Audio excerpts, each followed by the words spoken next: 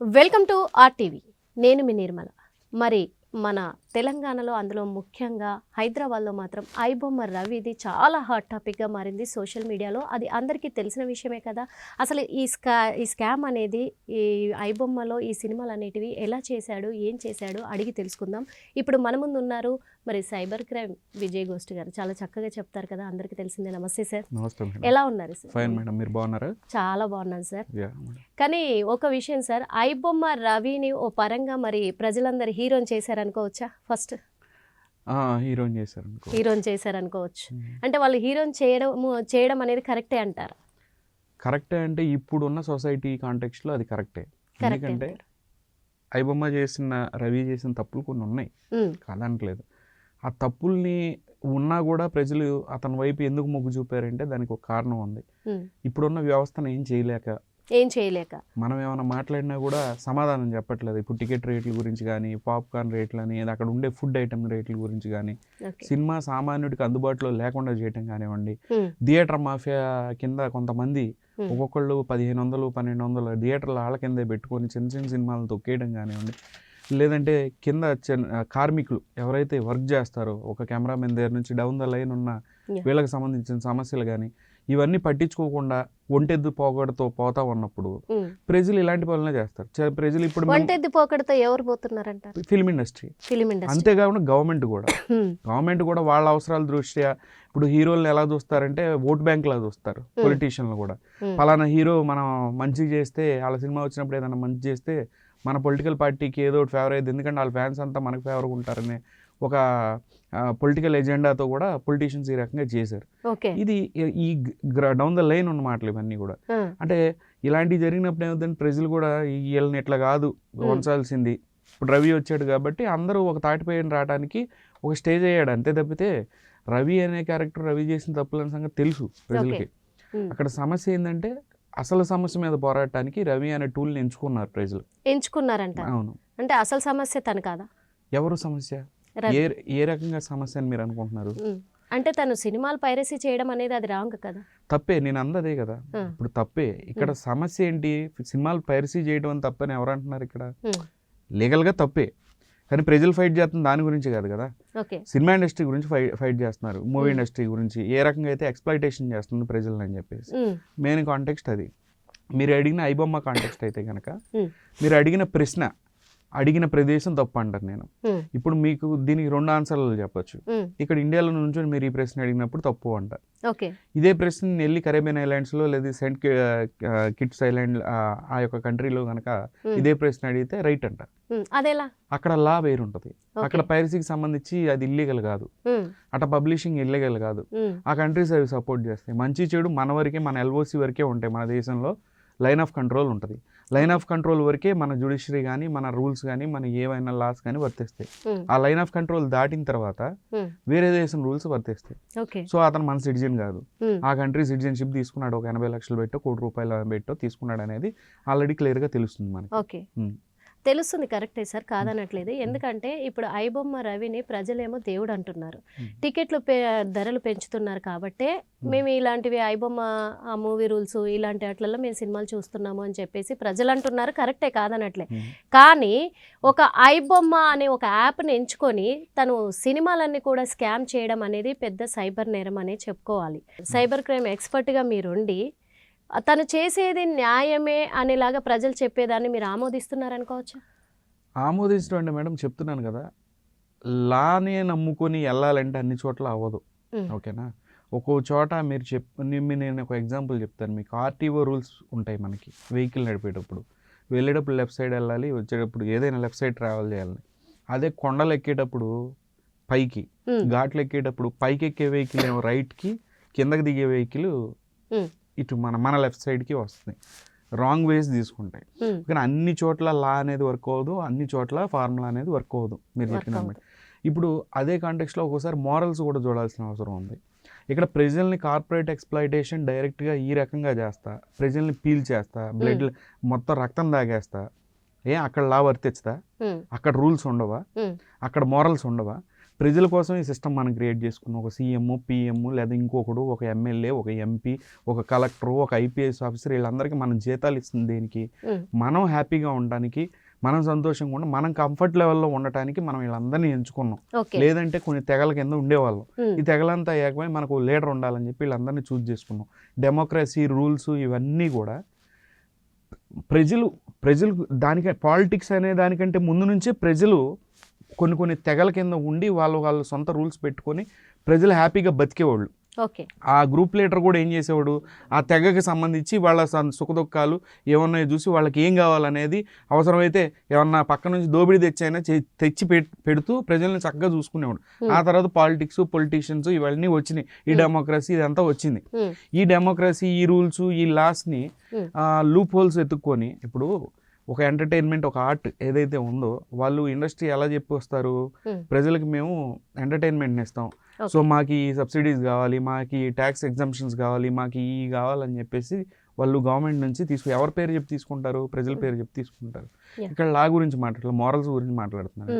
అలాంటప్పుడు ప్రజలు దీనికి అడాప్ట్ అయిపోయారు, ఈ సినిమాకి ఎడిక్ట్ అయిపోయారు అని చెప్పేసి, అంటే ఒక మత్తులో ఉన్నారు, సినిమా అనే మత్తులో ఉన్నారని చెప్పేసి ఎట్లా పడితే అట్లా లూటీ చేసేద్దాం, వచ్చిన ప్రజల దగ్గర ఇష్టం వచ్చినట్టుగా ఫుడ్కి, ఏది స్నాక్స్కి కానివ్వండి, ఇట్లా వందల్లో వేలల్లో మనం లాగేసుకుందాం, అట్లాగే మన దగ్గర పనిచేసే వ్యక్తులకి ఏమో తక్కువ జీతాలు ఇద్దాం, ఈ రకమైన ఇష్యూ ఉంది కదా. నేను ఎగ్జాంపుల్ చెప్తున్నాను నేను. సో ఈ ప్రాబ్లమ్స్ అన్నీ పక్కన పెట్టి మీరు పైరసీ అన్నారు. అప్పుడు ప్రజలు మీకు ఎలా సపోర్ట్ చేస్తారు?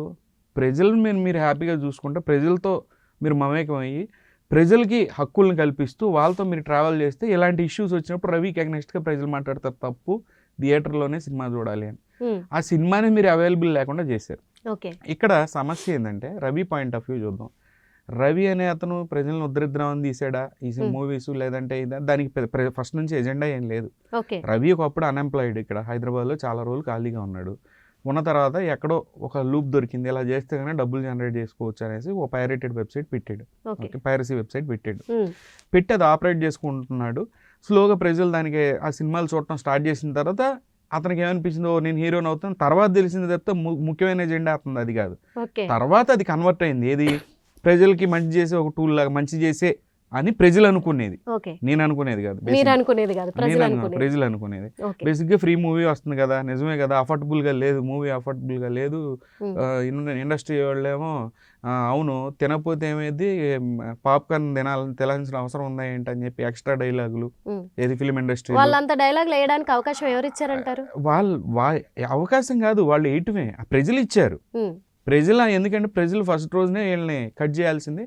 సో ఈ విధంగా ముందుకెందుకు. మళ్ళీ ఐబొమ్మ రవి టాపిక్లోకి వస్తే, ఐబొమ్మ రవి ఇప్పుడు ఆ యొక్క కంట్రీ ఏదైతే ఉందో, కరేబియన్ ఐలాండ్స్ అనేవి చాలా ఐలాండ్స్తో కూడుకొని ఉంటాయి.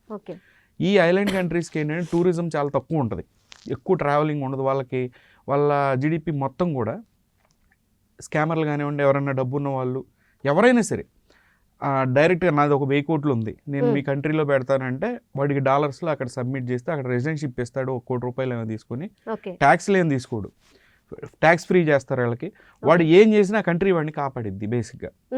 అందుకని మీరు చూస్తే చాలా ఐలాండ్ కంట్రీస్లో ఇంతకు ముందు ఎవరైతే పెద్ద పెద్ద బ్యాంకింగ్ స్కామ్లు చేసిన విజయ్ మల్య లాంటి వాళ్ళు కానీ, నీరవ్ మోడీ లాంటి వాళ్ళు కానీ, ఇలాంటి వాళ్ళంతా ఆ కంట్రీస్కి షిఫ్ట్ అవుతారు, ఫుల్ యాక్సెస్ ఉంటుంది వాళ్ళకి.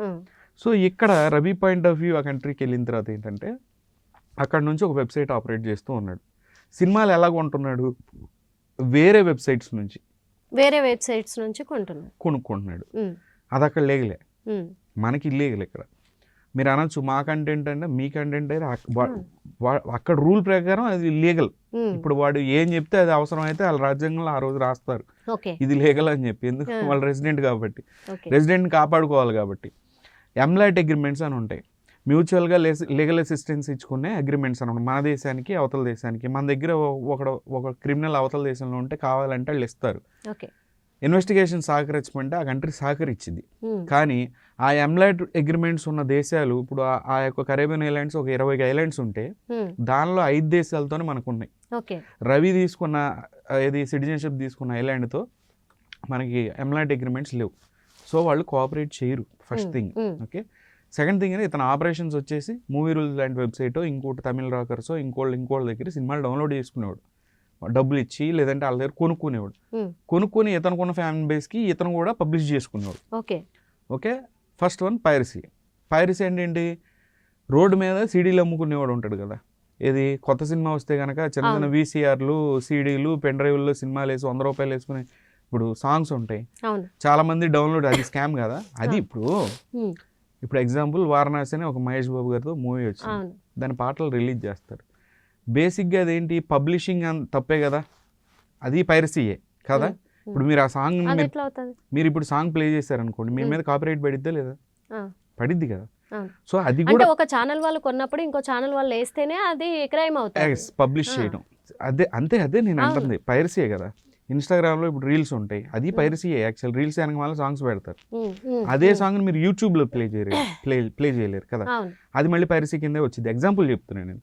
సో ఈ కాంటెక్స్లో రోడ్డు మీద ఉన్న సీడీలు అమ్ముకునేవాడు, సినిమా సీడీలు అమ్ముకునేవాడు మీద ఎటువంటి కేసులు పడతాయో అదే కేసులు ఇతని మీద పడతాయి, అంతే. అది కూడా 7 years లోపల కాబట్టి నోటీస్ ఇచ్చి పంపించేస్తారు. 3 years సెక్షన్సే ఉంటాయి బేసిక్గా. రెండో పాయింట్ ఏంటి ఐబొమ్మ విషయంలో, ఇల్లీగల్ బెట్టింగ్. ఎందుకనంటే ఐబొమ్మ వెబ్సైట్లో ఇల్లీగల్ బెట్టింగ్ సంబంధించిన యాడ్లు వేశారు. చాలా క్లియర్గా డిపార్ట్మెంట్ ప్రెస్ నోట్ ఇచ్చినప్పుడే, కమిషనరేట్ ప్రెస్ నోట్లోనే ఏం మెన్షన్ చేశారు, ఈ యొక్క వెబ్సైట్లకి, ఇది ఇల్లీగల్ వెబ్సైట్లన్నీ కూడా ఒక third party ad agency run చేసింది అని. ఇప్పుడు మనం చేసుకునే వీడియో ఉంటుంది, మీరు యూట్యూబ్లో పెడతారు ఎగ్జాంపుల్, పెట్టినప్పుడు దాని మీద వచ్చే యాడ్లకి మీకు సంబంధం ఏమైనా ఉంటుందా? ఏం యాడ్లు ప్లే చేస్తారనేది తెలియదు కదా యాడ్ ఏజెన్సీ వాళ్ళు. దానికి రెవెన్యూ జనరేట్ అయింది బేసిక్గా, అంతే కదా.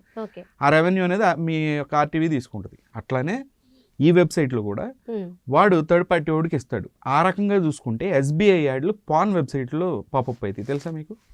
పాన్ వెబ్సైట్స్ ఉంటాయి, పాన్ వెబ్సైట్లో SBI add, ICICI bank add, ఈ యాడ్లు వస్తాయి. ఓకేనా? ఇలాంటి అంటే గవర్నమెంట్కి సంబంధించిన యాడ్లు కూడా ఒక్కోసారి, అంటే అవి ఒక్కోసారి ఎక్కడ ప్లే అవుతాయి ఎవరికి తెలియదు. ఓకే, సరే, ఇల్లీగల్ బెట్టింగ్ యాడ్లకి ఇతనికి సంబంధం ఉందా అనేది మీరు క్వశ్చన్ చేయొచ్చు, కానీ ఎట్లా? ప్రాపర్ కంప్లైంట్ ఉంటే చేయొచ్చు. కంప్లైంట్ ఉంటేనే చేయాలి. అసలు కంప్లైంట్ ఏంటి? మేజర్ కంప్లైంట్ వచ్చి మా యొక్క మూవీస్ పైరేటెడ్ చేశారు అని చెప్పి 5 FIRలు నమోదైనవి.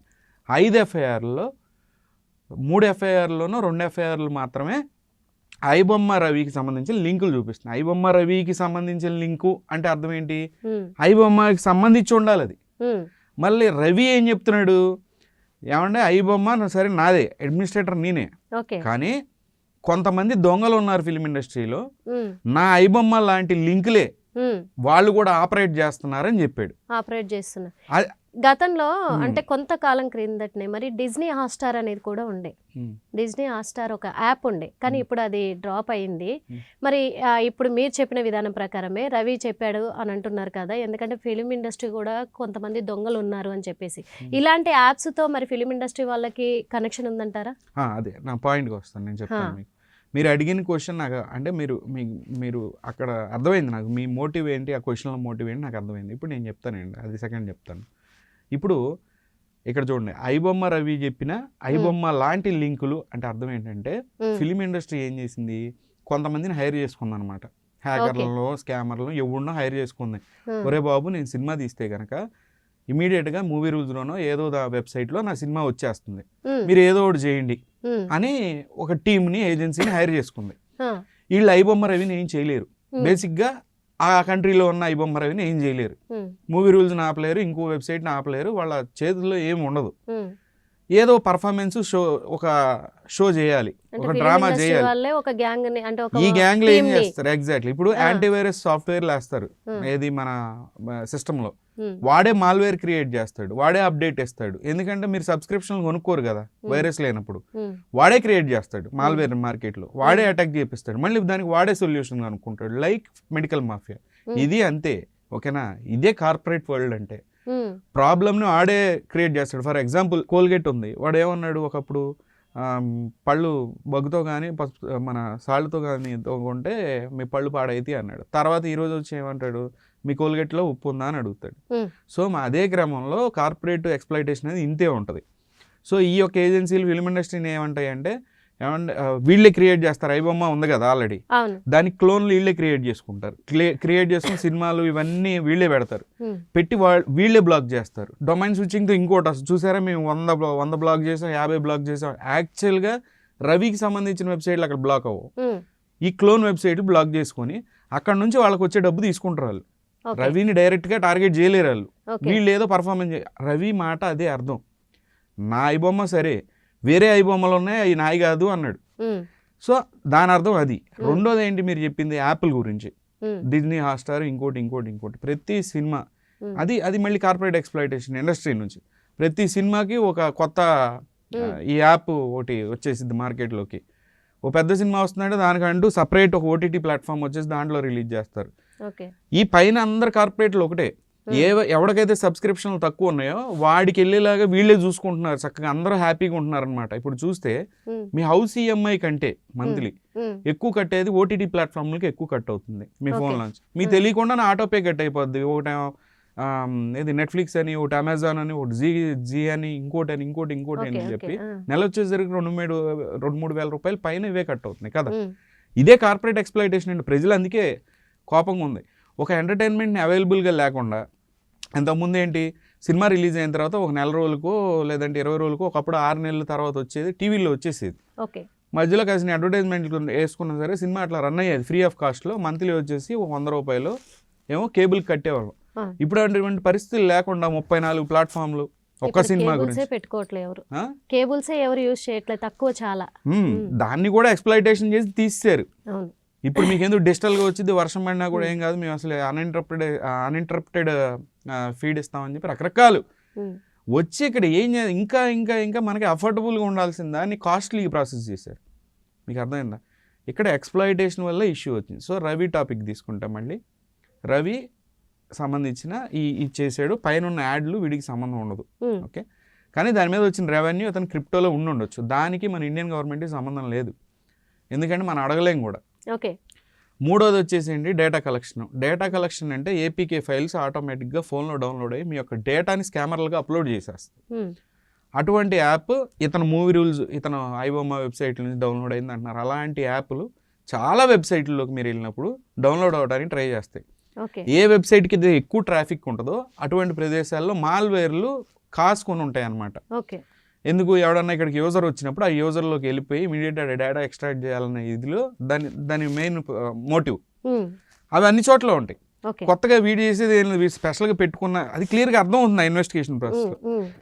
ఇక్కడ ఇవన్నీ జరుగుతూ ఉంటే ఓన్లీ రవిని టార్గెట్ చేయాలి అన్న విధంగా వెళ్తే చాలా ప్రాబ్లం అయింది అంట డిపార్ట్మెంట్కి. ఇప్పుడు మీరు ఒక మాట చెప్పండి, ఇల్లీగల్ బెట్టింగ్ సమస్య అంటారా? ఇప్పుడు చెప్పండి, ఇదంతా విన్నారు కదా. అవును, నేను అదే అడుగుతున్నాను, ఏది మీకు సమస్య?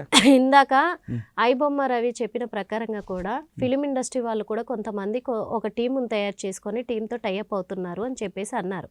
పైరసీకి వాళ్ళు కూడా ఒక కారణమే అని అంటున్నారు కదా. పైరసీ చేసుకుంటే వాళ్ళు కోట్లు పెట్టి కదా సార్ సినిమా చేస్తారు, వాళ్ళకే నష్టం కదా, వాళ్ళు ఎలా చేస్తారు అసలు? కోట్లు ఖర్చు పెట్టి ఎవరికి ఖర్చు పెడుతున్నారు? ఇప్పుడు ఏమన్నారు మొన్న మళ్ళీ వద్దాం, అది అకౌంటింగ్. ఇప్పుడు అందరూ ఒక ఫేక్ బెలూన్ ఒకటి క్రియేట్ చేశారు ఇండస్ట్రీ. మేము కోట్లు నష్టపోతున్నాం అని. ఫిలిం ఇండస్ట్రీ ఎప్పుడు నష్టపోదు, నేను చెప్తానండి. ఫిలిం ఇండస్ట్రీ ప్రాఫిట్ మార్జిన్ ఎక్కువ కోసం అతిగా ఆవేశపడుతుంది, అతిగా ఆశపడుతుంది. అందుకే ఇష్యూ. అంటే ఒకప్పుడు 1 కోటి రూపాయలు పెడితే సినిమా బాగా, ఎగ్జాంపుల్ 1 కోటి రూపాయలు పెడితే సినిమా అసలు చాలా టాప్ హిట్ అయిపోయి చాలా ఇండస్ట్రీ హిట్ అయిపోతే చక్కగా ఒక 20 రెట్లు 15 రెట్లు వచ్చేది. లేదంటే అటు ఇటుగా 2-3 కోట్లు అనేది వస్తూ ఉంటాయి. వీళ్ళకి ఏంటంటే 100 కోట్లు పెడితే 1000 కోట్లు కావాలి. ఇప్పుడు 200-300 కోట్లు పెడితే కనీసం 1600 కోట్లు కొట్టాలి. అంటే చూసారా వాళ్ళ అత్యాశ, వేల కోట్లు రావాలని చెప్పి ఇప్పుడు వాళ్ళు తీసే సినిమాలు ఉంటాయి. ఇండియాలో ఎంత ఖర్చు పెడుతున్నారండి?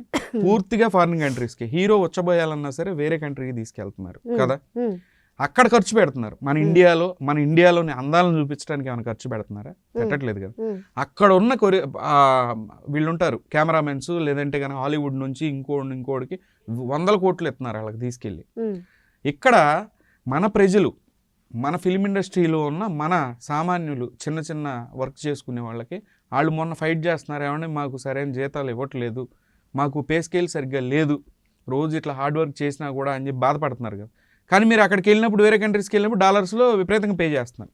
సో ఇష్యూస్ ఉన్నాయి ఇక్కడ, ఒకటి కాదు, ఇండస్ట్రీకి సంబంధించి 100 ఇష్యూస్ ఉన్నాయి. చెప్తే ఇప్పుడు ఆవిడ 20 సంవత్సరాల నుంచి, ఆవిడ పేరు మన ప్రత్యూష గారి మదర్ 20 సంవత్సరాలు 10 సంవత్సరాల నుంచి ఆవిడ నా చిన్నప్పటి నుంచి చూస్తున్నాను ఆవిడ. ఉమ్, ఆవిడ వాళ్ళ కూతురు ఎలా చనిపోయిందని అడుగుతా ఉంది. రేప్ చేసి చంపేశారండి, ఇండస్ట్రీ దగ్గర ఉండి చేయించింది అని అంటే ఈ రోజుకి న్యాయం చేయగలిగారండి ఎంతమంది మీడియా, ఎంతమంది పొలిటీషియన్లు, ఎంతమంది ఉండి. ఉమ్, ఆవిడ ముదిరాజ్ కమ్యూనిటీకో ఏమో చెందిన ఆవిడ ఉమ్, లేడీ హీరోయిన్, ఉమ్, చాలా మంచి యాక్ట్రెస్. ఉమ్. కరెక్ట్ గా ఎందుకు పైకి మరి- వస్తున్న ఎందుకు సమయంలో మరి పోలీస్ డిపార్ట్మెంట్ కూడా బయట పెట్టలేకపోతుంది? ఎందుకు క్లియర్ గా అక్కడ మ్యానిపులేషన్ జరిగింది ఆ రోజున. ఉమ్, ఈ రోజుకైనా ఎంక్వైరీ గట్టిగా చేసావు, సిబిఐ ఎంక్వైరీ ఏదన్నా ఈ రోజుకి అందరు కామ్గా ఉన్నారు, అందరూ ఒకటే. ఉమ్, చాలా మంది వచ్చారు, కాస్టింగ్ కౌచ్ లో ఎంతో మంది బయటకు వచ్చి చెప్పారు. అందరికీ తాటాకులు కట్టింది ఇండస్ట్రీ. ఉమ్, ఎవరైనా బయటకు వచ్చిన రోజున అందరూ కలిసి ఒక గ్రూప్ మీటింగ్ చేసుకుంటారు. ఆ రోజున రాయల్ సెల్యూట్ మీటింగో లేదంటే బ్లూ లేబుల్ మీటింగో జరుగుతుంది అందరి ముందు. ఉమ్, పొద్దున్నే ఏమాటాడు అందరూ తాటి మీదకి వచ్చేస్తారు. కామ్గా ఒకడేమో పిరగిలి జ్వాలపడినట్టు మాట, ఒకడేమో వచ్చి నువ్వు అది అమ్మ నీకు సపోర్ట్ అంటాడు, ఓకే, వెనక నుంచి భయపెడుతూ ఉంటాడు. ఉమ్, ఒకడేమో ఎదురుగా భయపెడుతూ ఉంటాడు వచ్చి.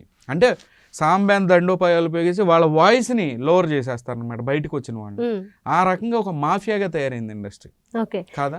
అది ఓకే, మీరు చెప్పినట్టుగా వాస్తవమే అనుకుందాము. కాకపోతే ఏంటంటే ఇప్పుడు పెద్ద సినిమాల గురించి మీరు చెప్పారు. పెద్ద సినిమాలు అంటే అవుట్డోర్ వెళ్ళిపోతున్నారు, అదర్ కంట్రీస్కి వెళ్ళిపోయి అక్కడ వెల్యువేషన్ చేస్తున్నారు కాబట్టి మీరు దాన్ని ఖండిస్తున్నారు, నేను ఒప్పుకుంటాను.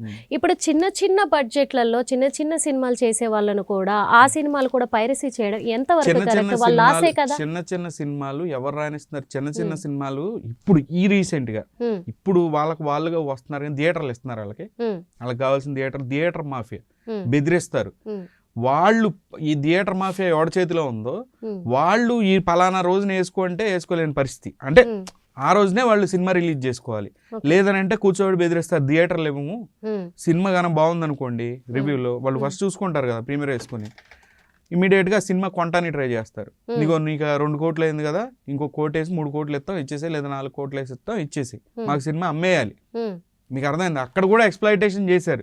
ఓకే. చిన్న సినిమాలు వేస్తున్నారంటే చాలా ఎక్స్ప్లాయిటేషన్ ఉంది మేడం. ఇప్పుడు ఒకళ్ళిద్దరు సావచ్చు. ఇప్పుడు ఎగ్జాంపుల్ ఒకటి చెప్తాను మీకు. ఇప్పుడు మీ కాలు మీద బెల్లం ఉంది, ఎగ్జాంపుల్ అక్కడ పంచదార ఏదో పడింది, 4 చేమలు వచ్చి తింటా ఉన్నాయి. తింటున్నప్పుడు చేమ కుడతా ఉంది అనుకోండి, మీరు ఏం చేస్తారు? ఇక్కడ పెట్టిట్టు అంటారు. పర్టికులర్గా ఆ చేమను ఏమన్నారు కదా, ఇది తనినప్పుడు ఒకటే చేమ పోయిద్ది. ఇప్పుడు ఆ చిన్న సినిమాల పరిస్థితి అదే. ఈ యొక్క ఫైట్ ప్రజలు చేసేటప్పుడు ఆ యొక్క పైరసీ ఈ రకంగా అతనేదో మోటివ్ పెట్టుకుని చేసేటప్పుడు కొన్ని చిన్న సినిమాలకి ఇబ్బందులు కలిగినాయి కాదన్న నేను. మళ్ళీ మేజర్గా మనం పైన చూసుకుంటే రూట్ లెవెల్ నుంచి టాప్ లెవెల్లో చూసుకుంటే సమస్య ఇండస్ట్రీ నుంచి ఉంది ఇక్కడ కదా. ఐబొమ్మ రవికి సంబంధించి ఈ రకంగా అతని మోటివ్ వేరే. అసలు అతని మోటివ్ ఏంది? హీరో అవుదాం కదా, అతను ఏదో బిజినెస్ చేసుకుంటున్నాడు, ఆ కంట్రీ నుంచి ఆపరేట్ చేసుకుంటున్నాడు. నేను అడుగుతుంది ఏంటంటే దీనిలో ఉన్న సమస్య ఏంటి మీకు అంటే, ఒకటి ఇల్లీగల్ బెట్టింగ్ మనం కాన్సన్ట్రేట్ చేయాలా, పైరసీ కాన్సన్ట్రేట్ చేయాలా? మీరు చెప్పండి, నేను అడుగుతున్నాను మిమ్మల్ని. దీనిలో మెయిన్ ఏంటి? పైరసీ వచ్చేసి మూవీ ఇండస్ట్రీకి సంబంధించి, ఇల్లీగల్ బెట్టింగ్ వచ్చి చాలా మంది, కొన్ని వేల మంది, లక్షల మంది మన కామన్ పీపుల్ గురించి 100 మంది సూసైడ్లు చేసుకున్నారు, తల్లిదండ్రులు చంపేశారు. ఇది టాపిక్. ఈ రెండిట్లో ఏది ముఖ్యం? ఈ రెండిట్లో రెండు నేరమే కదా సార్. రెండు నేరమే. ఏది ముఖ్యం? ప్రజలకు సంబంధించిందా, ఇండస్ట్రీకి సంబంధించా? ఇప్పుడు ఉన్న సిచ్యువేషన్ లో ఒక పరంగా చెప్పాలంటే బెట్టింగ్ యాప్ల గురించి, బెట్టింగ్ యాప్ల గురించి కదా. ఇప్పుడు రవి సబ్జెక్ట్ కూడా పోలీస్ డిపార్ట్మెంట్ ఏం ఎస్టాబ్లిష్ చేయాలని చూస్తుంది? ఈ యొక్క ఇల్లీగల్ బెట్టింగ్ సంబంధించి ఏం కనెక్షన్ ఉందనేది ఎస్టాబ్లిష్ చేయడానికి ట్రై చేస్తున్నారు, చూస్తున్నారు అనమాట ఎక్కడ ఉందని. మీ ఎదురుగా నిధి అగర్వాల్ 5 సంవత్సరాల నుంచి ఏకదాటిగా నిద్రాహారాలు మాని ఇల్లీగల్ బెట్టింగ్ యాప్స్కి ప్రమోట్ చేసిందాం.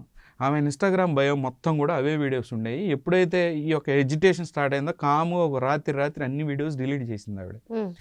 డిలీట్ చేసింది కానీ ఎంతోమంది ఆ గేమ్స్ చూసి వెళ్ళి ఆ వెబ్సైట్లో డబ్బు కోల్పోయారు కదా. ఈ రోజుకి క్రెడిట్ కార్డ్ బిల్లు, ఆ లోన్ల బిల్లు కట్టేవాళ్ళు ఆ రోజు లోన్లు తీసి మరి ఆడుకున్నారు పోయి. ఈ రోజుకి కడుతున్నారుగా, ఈ రోజుకి చిన్న భిన్నమైన వాళ్ళు ఉన్నారుగా. మీరు ఇల్లీగల్ బెట్టింగ్ సంబంధించిన ట్రైల్ తీయాలంటే ఫస్ట్ మీరు ఏం చేయాలి? నిధి అగర్వాల్ అకౌంట్స్ తీస్తారా, ఐబొమ్మ రవికి సంబంధించిన అకౌంట్తో ట్రైల్ నడుపుతారా? నేను అడుగుతున్నా. ఐబొమ్మ రవికి సంబంధించిన వెబ్సైట్లో ఒక ఇల్లీగల్ బెట్టింగ్ యాడే వేసాడు అనుకుందాం. ఆ యాడ్లో నటించింది ఎవరు? యాడ్కి ఎక్కువ రిలేషన్ ఉంటుందా, దానిలో యాక్ట్ చేసిన వాళ్ళకి ఎక్కువ రిలేషన్ ఉంటుందా ఇల్లీగల్ బెట్టింగ్ వెబ్సైట్తో? మీరు చెప్పండి. యాడ్ చేసిన వాళ్ళు కదా. మీరు అరెస్ట్ చేయాల్సింది ఎవరిని? దగ్గుపాటి రాణాని, లేదంటే ప్రకాష్ రాజ్ని, లేదంటే విజయ్ దేవరకొండని, లేదంటే నిధి అగర్వాల్. ముఖ్యంగా నిధి అగర్వాల్ ఏంటంటే డాకూరాణి. 2 తెలుగు రాష్ట్రాలకి డాకూరాణి. ఫస్ట్ అరెస్ట్ చేయాల్సింది నిధి అగర్వాల్. చేశారా? చేయలే. చక్కగా పిలుస్తున్నారు క్వశ్చనింగ్ కి, ఆవిడ ఏసీ కార్లో వెళ్ళి ఇదే ట్రీట్మెంట్ ఐబొమ్మ రవికి ఇచ్చిన ట్రీట్మెంటే ఇచ్చారా నిధి అగర్వాల్కి? ఇదే విధంగా బెయిల్ కోసం అప్లై చేస్తే మళ్ళీ మాకు 4 రోజులు కస్టడీ కావాలి, మళ్ళీ మాకు 3 రోజులు కస్టడీ కావాలని చెప్పి ఇదే డ్రామా చేశారా? చేయలేదు కదా. ఎందుకు వదిలిపెట్టారు? సరే, ఇండస్ట్రీకి సంబంధించి ఇది. ఇంకోటి, అల్లు అరవింద్కి సంబంధించిన ఆహా యాప్లో అంత పబ్లిక్గా ఇల్లీగల్ బెట్టింగ్ వేసారే. ఇక్కడ ఎక్కడో దేశంలో ఉన్న పైరేటెడ్ మూవీస్ పైన వచ్చిన యాడ్ గురించి మాట్లాడుతుంటే అల్లు అరవింద్కి సంబంధించిన ఈ యొక్క యాప్లో క్లియర్గా ప్రైజులు, పలానా ఇల్లీగల్ బెట్టింగ్ వెబ్సైట్ తరపు నుంచి ఇస్తున్నాం, పలానా ఇల్లీగల్ బెట్టింగ్ వెబ్సైట్లో ఆడండి అని చెప్పి డైరెక్ట్గా యాప్లో ప్రమోట్ చేశారు. ఇక్కడ హైదరాబాద్లో ఉండి వాళ్ళ అకౌంట్లు చెక్ చేయాల్సిన అవసరం ఉందా లేదా? వాళ్ళ అకౌంట్లు వెరిఫై చేయాల్సిన అవసరం ఉందా లేదా మేడం? ఉంది, ఖచ్చితంగా ఉంది కదా. మరి ఏమైపోయారు? పోలీస్ డిపార్ట్మెంట్ ఏం చేస్తుంది? ఇక్కడ మీరు చెప్పండి, మీరు అడుగుతున్నారు కదా ఐబొమ్మ రవి క్రిమినల్లా గిమినల్లా, మనకు అనవసరం. ఇంకొకటి, తెలంగాణకు సంబంధించిన మన హైదరాబాద్లో మన మెట్రో పైన యాడ్లు ఎన్నేసారు. 1xbet.com అని చెప్పి కొన్ని కోట్ల మంది ప్రజలు తిరిగే ఈ యొక్క పబ్లిక్ ట్రాన్స్పోర్ట్ పైన ఈ రకంగా బెట్టింగ్ వెబ్సైట్ యాడ్లు వేసారు. ఏమండి, అవి సంబంధించిన అకౌంట్స్ ఉంటాయిగా, దానికి సంబంధించిన ఆఫీసర్లు ఎవరు, అసలు దీనికి ఎవరు ప్రమోట్ చేయమన్నారు, ఎవడిచ్చాడు డబ్బులు, యాడ్ ఏజెన్సీలు ఏమున్నాయి అని చెప్పి ఇన్వెస్టిగేషన్ చేయాల్సిన అవసరం ఎవరు చేయాలి? గవర్నమెంట్ దగ్గరుండి చేయించాలి. పోలీసులు చెయ్యాలి. పోలీసులు ఇప్పుడు ఎఫ్ఐఆర్ బేసిస్ మీద ఇప్పుడు ఒక 5 ఎఫ్ఐఆర్లు ఉన్నాయి. నేను ఒక మాట అడుగుతాను మిమ్మల్ని, జస్ట్ జనరల్ క్వశ్చన్ మనం ఆడుకుందాం. 5 ఎఫ్ఐఆర్లో ఐబొమ్మ అని ఉందే తప్పితే రవి అని ఉందా ఎక్కడైనా? లేదు కదా. ఎమ్మాది రవి అని లేదు కదా. ఐబొమ్మ ఇప్పుడు పెట్టారు. ఐబొమ్మకి సంబంధించి రవికి సంబంధించిన వెబ్సైట్ కొన్ని ఉన్నాయి, రవి లాంటి వెబ్సైట్లు చాలా ఉన్నాయి. అంటే వేరే వాళ్ళు కూడా పెట్టారు, అవి రవి కాదు కదా బేసిక్గా. అయినా సరే ఇన్వెస్టిగేషన్ చేస్తున్నారు కదా.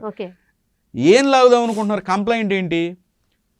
పైరసీకి సంబంధించి. ఇల్లీగల్ బెట్టింగ్ వెబ్సైట్ల గురించి కాదు కదా. మేడం, ఇల్లీగల్ బెట్టింగ్ వెబ్సైట్ల గురించి కాదు కదా. మరి అదే ఇల్లీగల్ బెట్టింగ్ వెబ్సైట్ల గురించి కూడా మీరు ఎంక్వైరీ చేస్తున్నప్పుడు అదే ఎఫ్ఐఆర్ బేసిస్ మీద మీరు ఇవన్నీ కూడా చేయాలి కదా. గవర్నమెంట్కి సంబంధించిన 1xbet.com అనే ఎవడేయించాడు యాడ్, వెనకాల ఉంది ఎవరు, ముందు ఉంది ఎవరు, ఇదే ట్రీట్మెంట్ ఇచ్చి అందరిని తీసుకొచ్చి లోపల వేయాల్సిన అవసరం ఉందా లేదా? ఇప్పుడు ఒక సైబర్ అంటే ఈ యాప్ల మీద మొత్తం కూడా ఇలాంటి యాప్స్ ఈ పైరసీ చేసేవాళ్ళు, ఇప్పుడు ఐబొమ్మ రవి బయటకు వచ్చాడు కాబట్టి ఐబొమ్మ రవి హైలైట్ అయ్యాడు. బయటికి రాని వాళ్ళు చాలామంది ఉన్నారు ఇలా. మరి వాళ్ళందరినీ కూడా బయటికి లాగే ప్రయత్నం కానీ ఇలాంటి వెబ్సైట్లన్నీ కూడా చెక్ పెట్టే ప్రయత్నం ఎందుకు సైబర్ క్రైమ్ వాళ్ళు ఎందుకు, ఆ డిపార్ట్మెంట్ ఎందుకు చర్యలు చేపట్టట్లేదంట? దానికి కొన్ని చెప్పకూడని కారణాలు ఉన్నాయి బయటికి. అంటే నాకు తెలిసి కొన్ని అంటే పోలీసులకి ఇల్లీగల్ బెట్టింగ్ వెబ్సైట్ యాడ్లు చేస్తుంది ఎవరో తెలియదు అనుకుంటున్నారా? తెలిసే ఉందంటారా? నేను చెప్పేది ఇండియాలో ఉన్న అందరు పొలిటీషియన్స్కి, అన్ని పార్టీలకి సంబంధం ఉంది ఇల్లీగల్ బెట్టింగ్ వెబ్సైట్ యాడ్లతో, ఇల్లీగల్ బెట్టింగ్ వెబ్సైట్లతో. ఓకేనా? ఇవన్నీ పక్కన పెడితే అవి తర్వాత ఫ్యూచర్లో రావచ్చు. ఇప్పుడు ఫర్ అన్ ఎగ్జాంపుల్ మహాదేవ్ బుక్నే తీసుకుంటే చాలా మంది పొలిటీషియన్స్ ఉన్నారు దాంట్లో, ఐపీఎస్ ఆఫీసర్లు ఉన్నారు, ఐఏఎస్లు ఉన్నారు, గవర్నమెంట్ సంబంధించిన చాలా మంది అఫీషియల్స్ ఉన్నారు. ఓకే, ఇది మహాదేవ్ బుక్ సంబంధించి ఈ క్రాక్ డౌన్ జరిగినప్పుడు వాడు 300-400 కోట్లు ఖర్చు పెట్టి పెళ్లి చేసుకున్నాడు దుబాయ్లోనే ఎక్కడో పోయి. లిక్విడ్ క్యాష్తో చేసుకున్నాడు. లిక్విడ్ క్యాష్తో వచ్చిన ప్రతి ఒక్కడికి పెద్ద పెద్ద బాలీవుడ్ హీరోలు ఎక్కడికి వెళ్ళి వాడి పెళ్లికి డ్యాన్స్లు వేశారు అక్కడ పోయి. మహాదేవ్ బుక్ ప్రజల రక్తం, చనిపోయిన ప్రజలు ఉన్నారు చాలా మంది, వాళ్ళ డబ్బంతా తీసుకుని వాడు అక్కడ పెళ్లి చేసుకున్నాడు. క్లియర్ గా దానిలో పొలిటీషియన్స్ అందరు కనిపించారు కదా, పోలీసులు ఉన్నారు దానిలో చాలా మంది. అది ఇప్పుడు ట్రైల్ నడుస్తుంది. అట్లానే ప్రతి వెబ్సైట్ వెనక మళ్ళీ ఇవే ఉంటాయి. అవన్నీ పక్కన పెట్టండి. ఇప్పుడు ఒక పోలీస్ ఇన్వెస్టిగేషన్ సంబంధించి ఇప్పుడు జరుగుతుంది ఏంటో చెప్తా చూడండి. ఐబొమ్మ రవిని తన మోడస్ ఆపరెండా, ఐబొమ్మ రవి ఏ రకంగా ఈ యొక్క క్రైమ్ చేశాడు అని చెప్పి ప్రూవ్ చేయడానికి ఎవరు హెల్ప్ తీసుకున్నారు? ఒక టెక్ కంపెనీ హెల్ప్ తీసుకున్నారు. టెక్ కంపెనీ, ఆ కంపెనీ వచ్చి ఐబొమ్మ రవి దగ్గర కూర్చొని ఇన్వెస్టిగేషన్లో భాగంగా నువ్వు ఇది ఎలా చేసావు అన్నీ కనుక్కొని ఎవరికి ఇంటర్ప్రెట్ చేస్తారు? పోలీసులకి ఇంటర్ప్రెట్ చేస్తారు. ఇక్కడ దీన్ని మీరు సరిగ్గా గమనిస్తే ఒకప్పుడు ఒక దొంగోడు ఉన్నాడు. పోలీసుకు దొంగోడు దొరికినప్పుడు దొంగోడికి ట్రీట్మెంట్ ఎలా ఇచ్చేవాళ్ళు పోలీసులు? అరే వాడు దొంగడు అబద్ధమే చెబుతాడు సార్, నాకు తెలియదు సార్, ఆయన బేకొసూరు సాబ్ అంటాడు కదా సినిమాలో, అట్లా చెప్తా ఉంటారు. రే నువ్వు నాటకాలు చేయి మాకు, నువ్వు అలా కాదు, వాడు ఏదో ప్లాన్ చెప్తాడు. కానీ పోలీసులు ఎలా చెప్తారు, లేదు లేదు నువ్వు వేరే రకంగా చేసేవారా, నువ్వు చెప్తుంది అబద్ధం అని అమ్మటే ఐడెంటిఫై చేస్తారు కదా. ఎందుకు? దొంగడు కంటే పోలీసులు తెలివైన వాళ్ళు కదా, అంతేనా? ఇక్కడ హ్యాకర్లు, స్కామర్లు అని ఇద్దరు ఉంటారు. ఒక స్కామర్ వచ్చి కూర్చున్నాడు అక్కడ, ఎగ్జాంపుల్ అండ్ స్కామర్ అంటారు. రవిని ఏంటంటే ఇక్కడ క్రిమినల్ అనే కాంటెక్స్ట్ పక్కన పెట్టండి, స్కామింగ్ అంటారు దాన్ని యాక్చువల్గా, ఒక టెక్నికల్ లాంగ్వేజ్.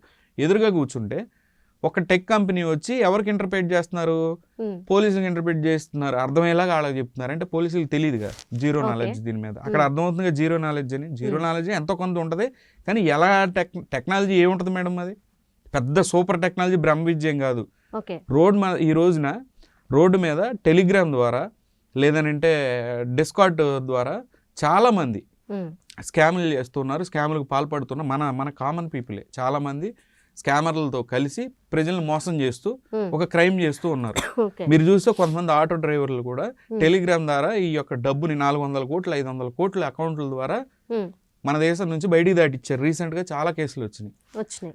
అంటే ఏంటి, అందరికంటే తెలియగలడు అని అంటున్నా కదా, ఇంత నాలెడ్జ్ మన దగ్గర లేదనే కదా నేను చెప్తుంది. ఈ రకంగా స్కామింగ్ చేసి ఇంత తెలివిగా ఉన్నారు. ఇప్పుడు ఆ ఎదురుగా కనుక ఈ రోజున్న పరిస్థితి ఏంటంటే, ఎదురుగా ఒక హ్యాకర్ వెళ్తున్నాడు అనుకోండి, వెళ్ళి ఆయన పట్టుకొని అరెస్ట్ చేసి కూర్చోబెట్టారు అనుకోండి, వాడిని ఏం అడగాలో కూడా మన డిపార్ట్మెంట్కి తెలియదు. వాడు ఏం చెప్తే అదే రాసుకోవాల్సిన పరిస్థితి. టెక్ కంపెనీలనే హ్యాక్ చేసేవాడు ఉన్నాడు, ఎగ్జాంపుల్ హ్యాకర్.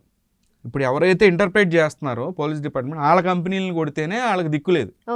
అలాంటి హ్యాకర్ దొరికాడు అనుకోండి, ఏం ప్రూవ్ చేయగలుగుతాం మనం?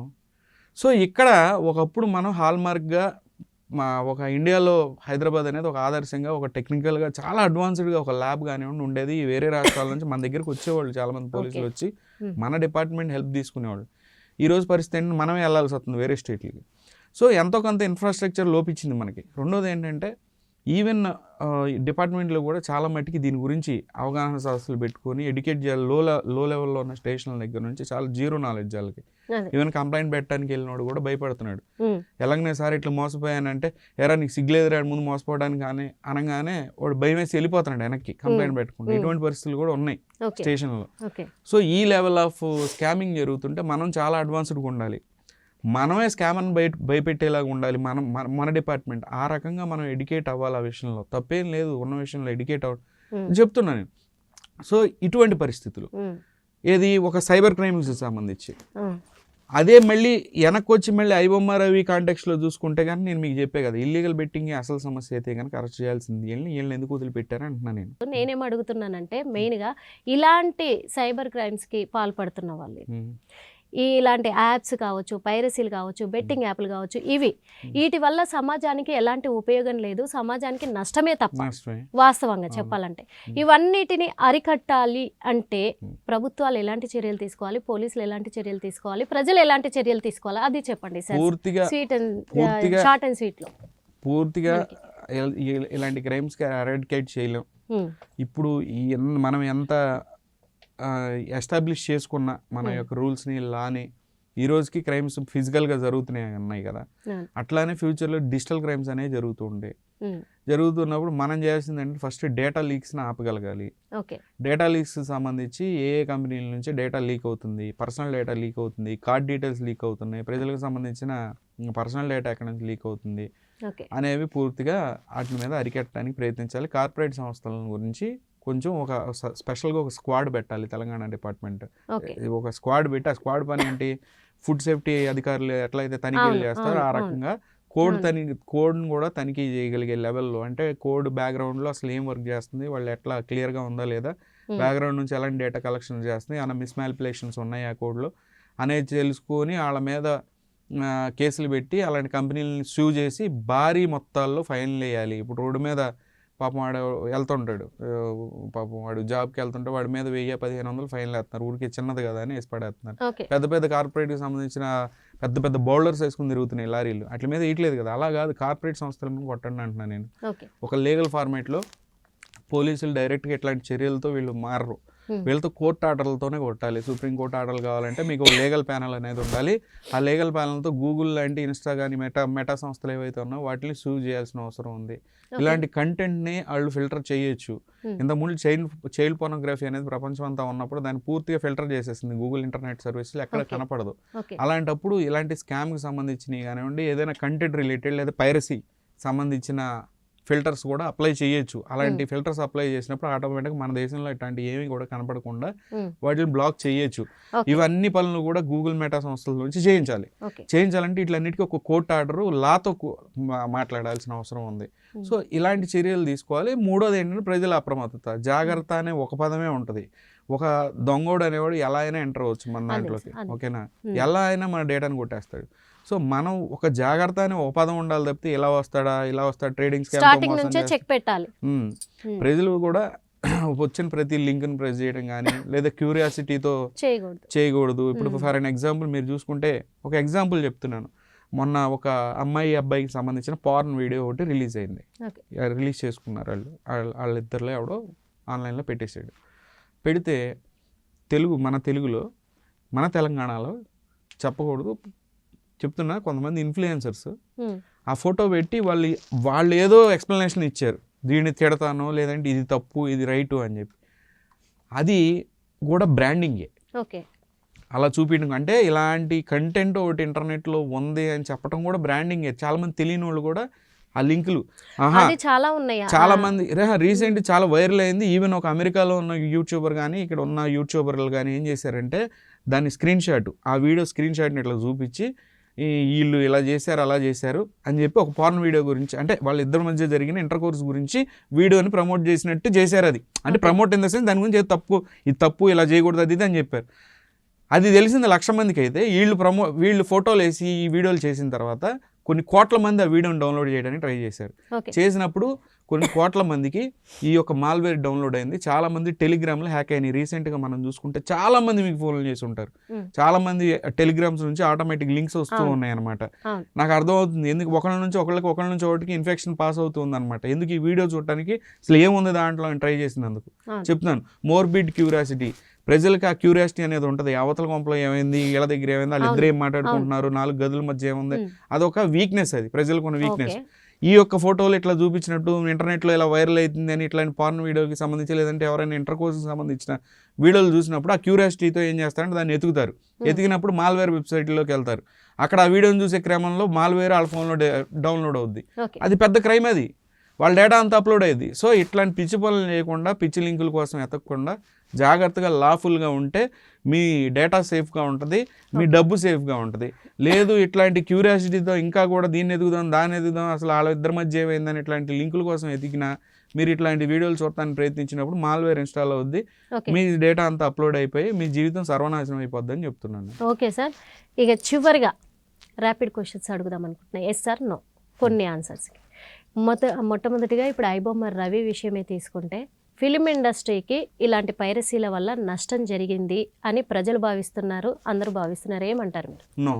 నో అంటారు.